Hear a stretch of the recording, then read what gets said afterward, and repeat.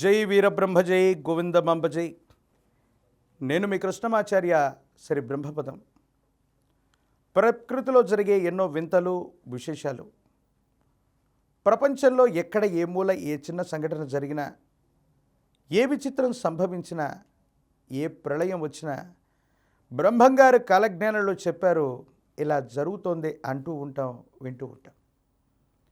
అటువంటి విశేషవంతమైనటువంటి జగద్గురు శ్రీమద్ విరాట్ పోతులూరి వీరబ్రహ్మేంద్ర స్వాముల వారి యొక్క దివ్యమంగళ శుభాశిస్సుల చేత 400 సంవత్సరాల క్రితమే విశ్వభవితను చెప్పిన కాలజ్ఞాని యోగి పుంగవులు శ్రీ గురుదేవుల యొక్క సాంద్ర సింధువేదం కాలజ్ఞానంలో ఎన్నో రకాలైనటువంటి అంశాలను గురించి మనం మాట్లాడుకుంటున్నాం.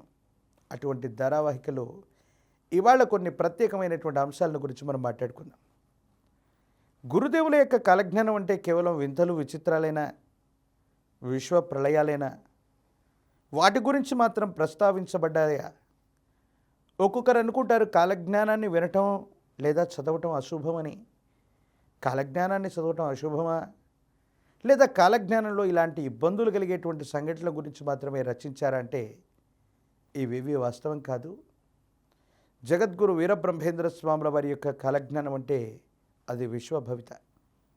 అందులో ప్రపంచానికి సంబంధించిందే కాదు, ఉదాహరణకి భారతదేశ సామాజిక, ఆర్థిక, రాజకీయ ఎన్నో రంగాలకు సంబంధించినటువంటి పరిస్థితుల గురించి వివరించబడ్డది.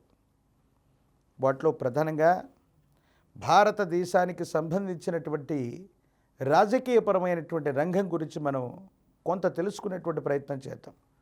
గురుదేవుల యొక్క కాలజ్ఞానంలో భారతదేశం గురించో, ఉభయ తెలుగు రాష్ట్రాల గురించో, రాజకీయపరమైనటువంటి రంగానికి సంబంధించినటువంటి ఏవైనా అంశాలు చెప్పబడి ఉన్నాయా? అవి వాస్తవమయ్యాయా? వాటిని గురించి ఈరోజు మనం తెలుసుకునేటువంటి ప్రయత్నాన్ని తప్పకుండా చేద్దాం. వాటిలో ప్రధానంగా ఉత్తర దిక్కున ఉన్నట్టి వంశంబు దేశాన్ని పెక్కేండ్లు పరిపాలించేను, రావణ కాష్టమున కల్లోలమొకటి చెలరేగి దేశాన్ని కలవర పెట్టేనయ్యానన్నటువంటి గురుదేవుల యొక్క వాక్యాన్ని మనం చూస్తే, స్వతంత్ర భారతావనిలో 1947వ సంవత్సరంలో మనకి స్వతంత్రాన్ని మనం సిద్ధింపజేసుకున్నాం. అంతకంటే పూర్వం సుమారు 17వ శతాబ్దంలో 1620 ప్రాంతంలో శ్రీ గురుదేవులు కాలజ్ఞానాన్ని రచించిన తర్వాత ప్రజాస్వామ్య దేశంగా ఆనాడు భారతదేశంలో ప్రజాస్వామ్య వ్యవస్థలు లేవు. రాజులు, రాజరికాలు, నవాబులు, పోర్చుగీసు వారు, ఫ్రెంచ్ వారు, డచ్ వారు, చివరికి బ్రిటిష్ వారి యొక్క ఆధిపత్యంలోకి భారతావని వెళ్ళిపోయి 200 సంవత్సరాలకు పైగా పరదేశీయుల యొక్క పరిపాలనలో, ప్రత్యేకించి బ్రిటిష్ వారి యొక్క పరిపాలనలో ఎన్నో ఇబ్బందులు పడ్డటువంటి మన భారతావనికి 1947వ సంవత్సరంలో స్వాతంత్రం సిద్ధించింది. ఆ సందర్భంలో శ్రీ గురుదేవులు చెప్పినటువంటి మాట, ఉత్తరాన ఉన్నట్టి దేశంబు, ఉత్తరాన ఉన్నట్టి వంశంబు దేశాన్ని పెక్కేండ్లు పరిపాలించేనయ్యా. ప్రజల చేత ప్రజల కొరకు ఎన్నుకోబడ్డటువంటి ప్రజాస్వామ్య వ్యవస్థలో మనం ఈనాడు ఉన్నాం. అటువంటి వ్యవస్థలో 1947లో మొట్టమొదటిసారిగా నిజమైనటువంటి ప్రజాస్వామ్య ప్రభుత్వం భారతావనిలో ఏర్పడింది. ఆనాటి మొట్టమొదటి ప్రధానమంత్రి పండిత్ జవహర్లాల్ నెహ్రూ గారు. ఆయన ఉత్తర భారతదేశానికి సంబంధించిన వంశం నుంచే వారు వచ్చారు. వారు తమ జీవిత కాలంలో సుమారు 16 సంవత్సరాల పాటు భారతావనికి ప్రధానమంత్రిగా ఉన్నారు. అటు పిమ్మట వారి యొక్క కుమార్తె అయినటువంటి శ్రీమతి ఇందిరగారు సుమారు 3 దఫాలుగా 16 సంవత్సరాల పాటు ప్రధానమంత్రిగా ఉన్నారు. వారి తదనంతరం వారి కుమారులైనటువంటి రాజీవ్ గాంధీ గారు సుమారు 5 సంవత్సరాల పాటు ప్రధానమంత్రిగా ఉన్నారు. వారి తదనంతరం వారి ధర్మపత్ని అయినటువంటి శ్రీమతి సోనియా గాంధీ గారి యొక్క నేతృత్వంలో యూపీఏ చైర్పర్సన్గా వారు ఉంటే, వారి నేతృత్వంలో 2004 నుండి 2014 వరకు 10 సంవత్సరాల పాటు వారి యొక్క ప్రభుత్వం నడిచింది. కేవలం వీరే కాకుండా వీరి నేతృత్వంలో ఇప్పటి వరకు స్వతంత్ర భారతావనిని ఎక్కువ సంవత్సరాలు పరిపాలన చేసింది కాంగ్రెస్ ప్రభుత్వమే. చాలామంది అడుగుతున్నారు, రాహుల్ గాంధీ గారి యొక్క జాతకంలో ప్రధానమంత్రి అయ్యేటువంటి యోగం ఉందా? ప్రియాంక గాంధీ ప్రధానమంత్రి అవ్వబోతున్నారా? దేశ కాలమాన పరిస్థితులను బట్టి రాజకీయపరమైనటువంటి రంగాల్లో ఉన్నటువంటి వాళ్ళు జ్యోతిష్యుల్ని అడిగేటువంటి గొప్ప ప్రశ్న ఇది. మరి గురుదేవుల యొక్క కాలజ్ఞానంలో ఈ ప్రశ్నకి సమాధానం ఉండబోతుందా?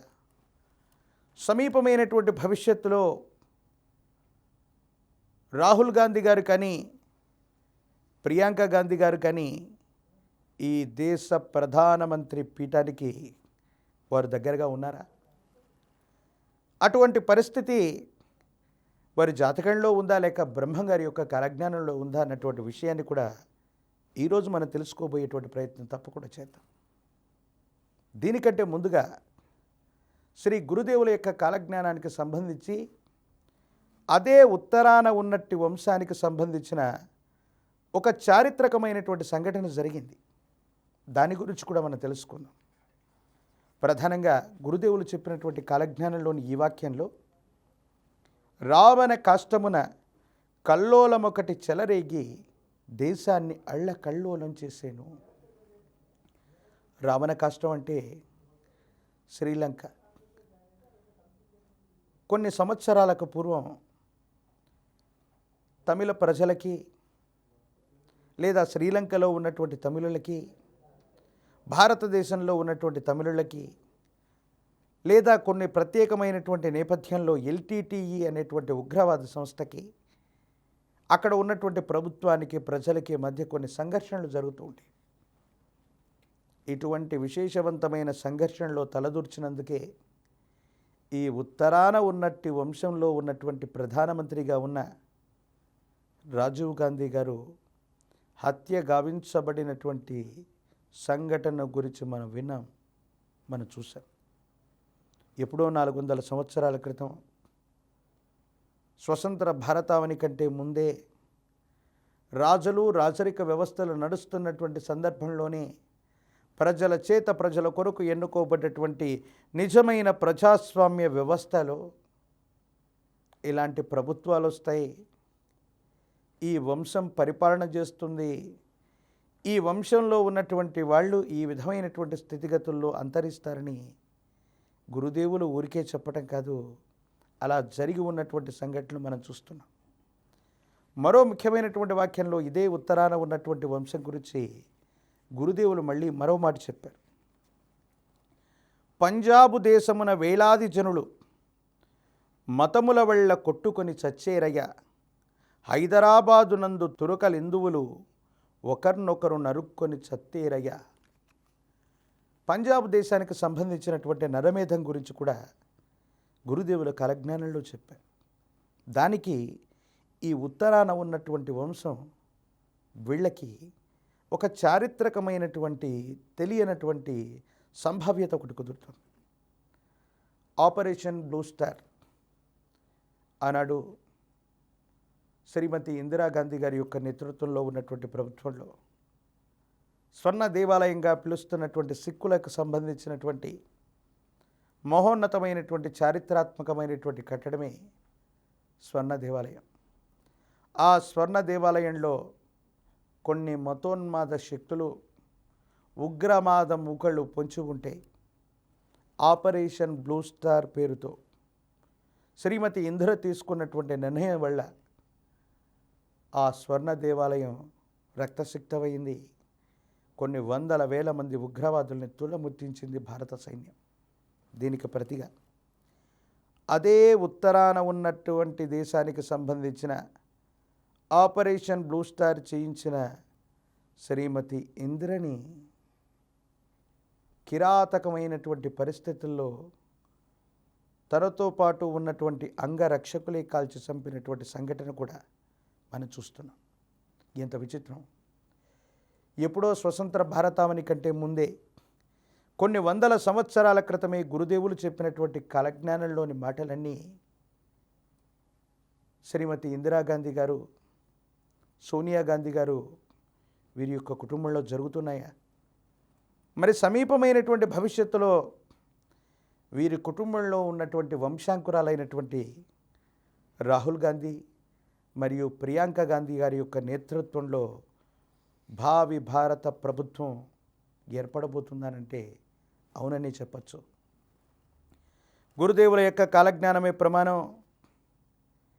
ఏ ప్రభుత్వంతో కానీ, ఏ పార్టీతో కానీ, ఏ నేతలతో కానీ కృష్ణమాచార్యకి ఎటువంటి సంబంధ బాంధవ్యాలు ఉండవు. గురుదేవుల యొక్క కాలజ్ఞాన ప్రమాణంగా చెప్తున్నాను. సమీపమైనటువంటి భవిష్యత్తులో ఈ ఉత్తరాన ఉన్నటువంటి వంశంబు నెహ్రూ గారి యొక్క కుమార్తె అయినటువంటి ఇందిర గారి యొక్క సంతతి చెందినటువంటి రాజీవ్ గాంధీ గారు, వారి కుటుంబానికి సంబంధించినటువంటి వంశాంకురాలు ప్రస్తుతానికి మనకు రాహుల్ గాంధీ గారు, ప్రియాంక గాంధీ గారు రాజకీయాల్లో చాలా చురుగ్గా వ్యవహరిస్తున్నారు. గురుదేవుల యొక్క కాలజ్ఞాన తత్వాన్ని అనుసరించి చెప్తున్నాను. సమీపమైనటువంటి భవిష్యత్తులో భారతదేశ ప్రధానమంత్రి పీఠానికి కాంగ్రెస్ పార్టీ లేదా వీరి యొక్క నేతృత్వంలో చివరి వంశాంకురం ఉన్నంత వరకు భారతదేశ ప్రధానమంత్రి పీఠానికి వీరు దగ్గరగానే ఉండబోతారనటంలో ఎటువంటి సందేహం కూడా లేదు. ఎందుకంటే ప్రపంచంలో ఎక్కడ ఏం జరిగినా, ఏ వింత జరిగినా, విచిత్రం సంభవించినా, ప్రళయం వచ్చినా బ్రహ్మంగారి కాలజ్ఞానంలో చెప్పారని వింటూ ఉంటాం. శ్రీ గురుదేవుల యొక్క కాలజ్ఞానంలో అదే రాసి ఉంది, అలాగే జరుగుతోంది. ఆ విధమైనటువంటి స్థితిగతుల్లోని సమీపమైనటువంటి భవిష్యత్తు ఉండబోతుందంటంలో ఎటువంటి సందేహం కూడా లేదు. చాలాసార్లు ఈ విషయం గురించి మనం చర్చించాం, మాట్లాడుకున్నాం. ఈనాడు సనాతనమైనటువంటి ధర్మం కోసం భారతీయ జనతా పార్టీ 20 రాష్ట్రాలకు పైగా అధికారయుక్తమైనటువంటి స్థానాల్లో ఉన్నప్పటికీ ఈనాడు లోక్సభ ఎన్నికల్లో బోటాబోటీ మెజారిటీతో మాత్రమే ప్రభుత్వం అన్నటువంటిది వ్యవస్థీకృతమైంది. సమీపమైనటువంటి భవిష్యత్తులో గురుదేవుల యొక్క కాలజ్ఞాన తత్వాలు కనుక నిజమైతే ఖచ్చితంగా ఈ ఉత్తరాన ఉన్నటువంటి ఈ వంశం వారిలో చివరి వంశాంకురం ఉన్నంత వరకు భారతదేశ అధ్యక్ష పీఠం లేదా ప్రధానమంత్రి ఆ స్థాయి పీఠానికి వీరి కుటుంబం తప్పకుండా దగ్గరగానే ఉండబోతుందనటంలో ఎటువంటి సందేహం కూడా లేదు. ప్రత్యేకించి గురుదేవుల యొక్క కాలజ్ఞానంలో అప్పటి ప్రధానమంత్రి గురించి కాదు, నేటి ప్రధానమంత్రి గురించి కూడా చెప్పి ఉన్నారు. ఏం చెప్పారో తెలుసా? 2 అక్షరముల పేరున్నవాడు దేశాన్ని పెక్కేండ్లు పరిపాలించేను. స్వతంత్ర భారతావనికి సంబంధించిన పండిత్ జవహర్లాల్ నెహ్రూ గారి యొక్క వ్యవహారిక నామం నెహ్రూ, 2 అక్షరాలు. వారు వరుసగా 16 సంవత్సరాల పాటు ఈ భారతావన్ని ప్రధానమంత్రిగా పరిపాలన చేశారు. ఈనాడు 2024 సంవత్సరంలో మన ప్రధానమంత్రి వర్యులు మాన్యశ్రీ నరేంద్ర మోదీ గారు, వీరి యొక్క వ్యవహారిక నామం కూడా మోదీ, 2 అక్షరాలు. గురుదేవుల యొక్క కాలజ్ఞానంలో చెప్పినటువంటి ఈ మాటను వింటే ఏ వ్యక్తి అయినా రాష్ట్రంలో అవ్వచ్చు, దేశంలో అవ్వచ్చు, 2 అక్షరముల వ్యవహారిక నామంతో పిలవగలిగినటువంటి ఏ వ్యక్తి అయినా అధికారయుక్తమైనటువంటి స్థాయిలోని అధికారంలోకి వస్తే మళ్ళీ వాళ్ళని ఆపటం కష్టం. మళ్ళీ వాళ్ళు అధ్యక్ష పీఠంలోనే ఉండడానికి అవకాశం ఉంటుంది. ఎలాగంటే మోదీ గారు గతంలో వరుసగా 3 పర్యాయాల పాటు గుజరాత్కి ముఖ్యమంత్రి వర్యులుగా ఉన్నారు. 2014 సంవత్సరంలో నరేంద్ర మోదీ గారు మొట్టమొదటిసారి భారత ప్రధానమంత్రి అయ్యారు. మళ్ళీ అదే 2 అక్షరముల పేరున్న వ్యక్తి 2019లో మళ్ళీ వారే ప్రధానమంత్రి అయ్యారు. 2024లో కూడా మళ్ళీ మూడవసారి మోదీ గారే ప్రధానమంత్రి అయ్యారు. 2 అక్షరముల పేరున్నవారు దేశాన్ని పెక్కేండ్లు పరిపాలించేను అంటే ఇదేనేమో.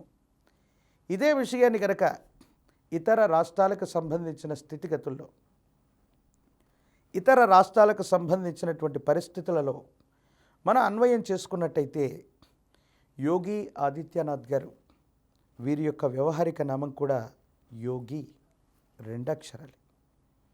వీరు కూడా మళ్ళీ ఉత్తరప్రదేశ్కి ముఖ్యమంత్రి అయ్యారు. గతంలో స్వర్గీయ వైఎస్ రాజశేఖర రెడ్డి గారు ఉమ్మడి ఆంధ్రప్రదేశ్కి గతంలో వారు ముఖ్యమంత్రి వర్యులు. వారిని కూడా అందరూ కూడా ప్రేమగా పిలిచే వ్యవహారిక నామం వైఎస్, 2 అక్షరాలే. వారి నేతృత్వంలో ప్రభుత్వం కూడా మళ్ళీ వ్యవస్థీకృతమైంది. రెండవసారి మళ్ళీ వారు అధికారంలోకి వచ్చారు. ప్రమాదవశాత్తు వారు చనిపోయారు, కానీ రెండవసారి మళ్ళీ వారు అధికారంలోకి వచ్చినటువంటి పరిస్థితిని మనం చూస్తాం. గురుదేవుల యొక్క సాంద్ర సింధువేదమైనటువంటి కాలజ్ఞానం ప్రకారంగా 2 అక్షరముల పేరున్న వారు దేశాన్ని పెక్కేండ్లు పరిపాలించేనన్నట్టు ఏ వ్యక్తి అయినా, ఇటు రాష్ట్రం అవ్వచ్చు, అటు దేశం అవ్వచ్చు, ముఖ్యమంత్రి అవ్వచ్చు, ప్రధానమంత్రి అవ్వచ్చు, 2 అక్షరముల పేరున్న ఏ వ్యక్తి అయినా అధికారయుక్తమైనటువంటి స్థాయిలోకి వస్తే మళ్ళీ వాళ్ళ యొక్క చరిష్మా వల్ల వాళ్ళ ప్రభుత్వం మళ్ళీ ఏర్పడేటువంటి అవకాశాలు పెక్కుగా ఉంటాయి. ఆ విధంగానే జరిగాయి.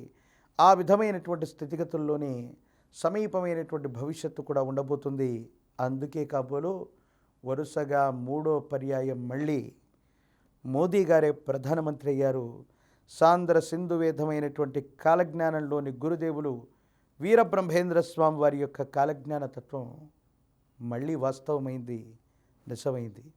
అందుకే బ్రహ్మంగారు కాలజ్ఞానంలో చెప్పారంటే జరగాలంతే. అందుకే ప్రపంచంలో ఎక్కడ ఏ వింత జరిగినా, విచిత్రం సంభవించినా, ప్రళయం వచ్చినా వీరబ్రహ్మేంద్ర స్వాముల వారి యొక్క కాలజ్ఞానం గురించి మనం మాట్లాడుకుంటూ ఉంటాం. ఇందాక రాజకీయాలు మాట్లాడుకున్నాం. ప్రళయం అంటే ఒక ముఖ్యమైనటువంటి విషయాన్ని గురించి మనం తెలుసుకోవాలి. ఈ మధ్యకాలంలో ఉభయ తెలుగు రాష్ట్రాల్లో ఒక గొప్ప ప్రళయం వచ్చింది. విపరీతమైనటువంటి వరదలు వచ్చాయి. సోషల్ మీడియాలో ఒక వార్త హల్చల్ అయ్యింది. అదేంటో తెలుసా?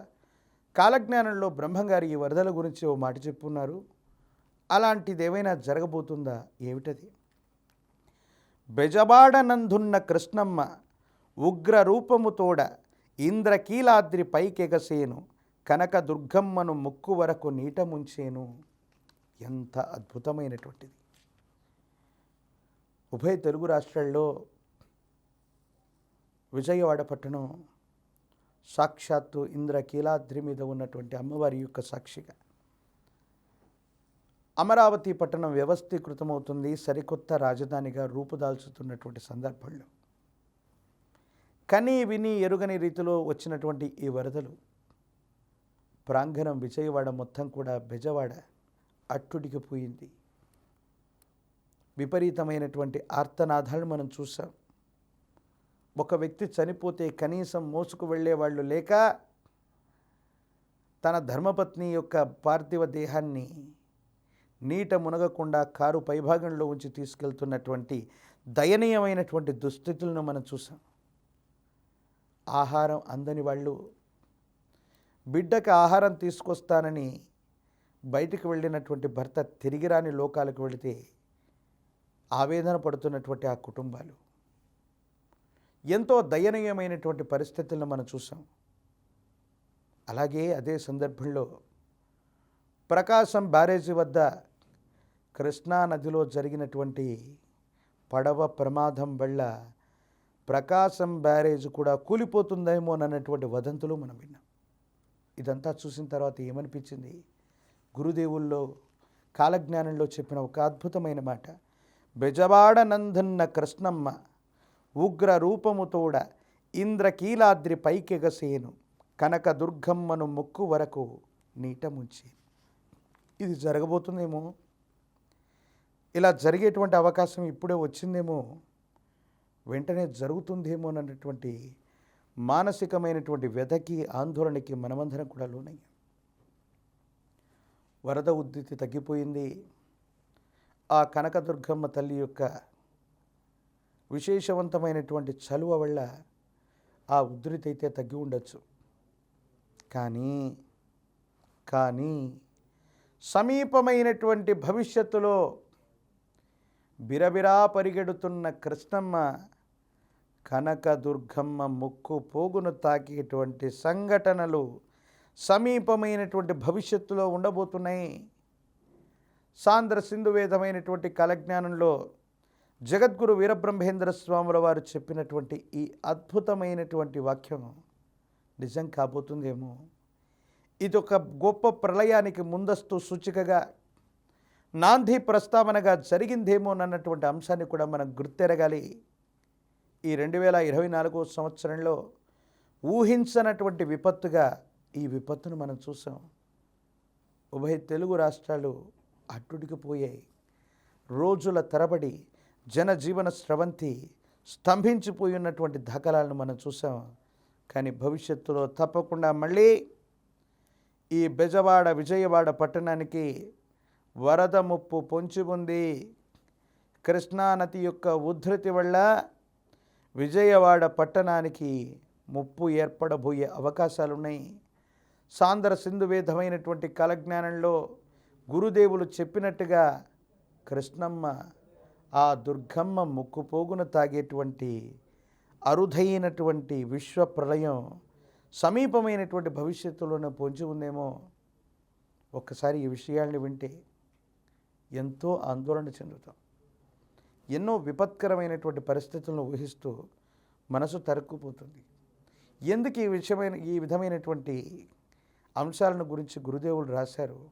అసలు విశ్వప్రళయం జరగాల్సినటువంటి ఆవశ్యకత ఏంటి అంటే, మనం కలియుగంలో ఉన్నాం.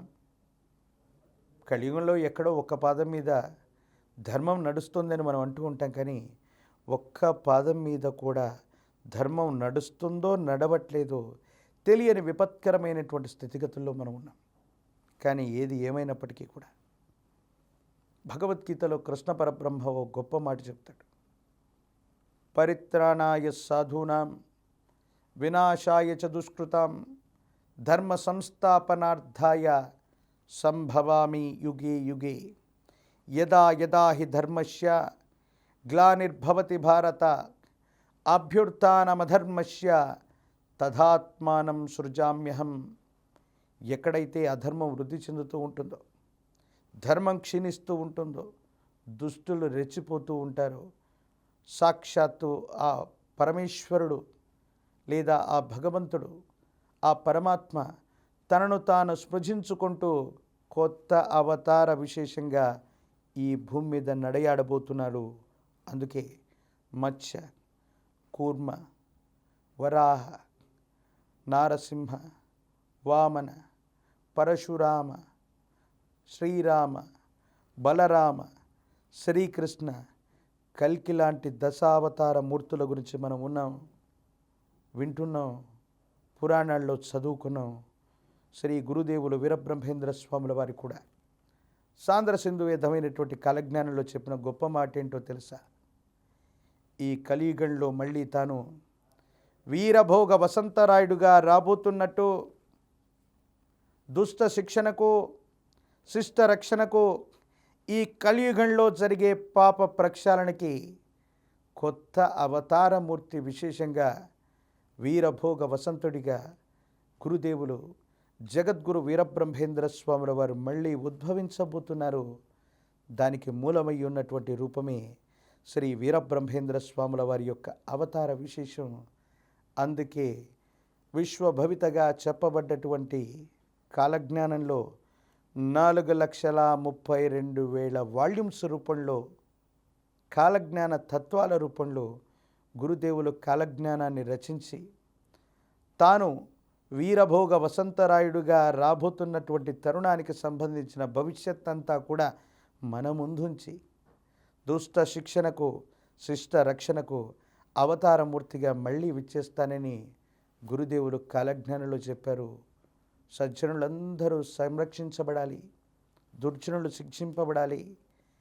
ఈ దేశం, రాష్ట్రం, ప్రపంచం సుభిక్షంగా ఉండాలి, లోక కళ్యాణార్థం ఆ భగవత్ స్వరూపాలన్నీ కూడా మళ్ళీ తమను తాను స్పృశించుకుంటూ కొత్త అవతారమూర్తి విశేషంగా ఈ భూమండలంలోకి వచ్చి విశేషవంతమైనటువంటి రామరాజ్యాన్ని స్థాపించాలని కోరుకుందాం. మరో కార్యక్రమంలో మళ్ళీ కలుసుకునేటువంటి ప్రయత్నం చేద్దాం. నేను మీ కృష్ణమాచార్య, శ్రీ బ్రహ్మపదం. జై వీరబ్రహ్మ, జై Govindamamba. For more videos like this, subscribe Big TV channel.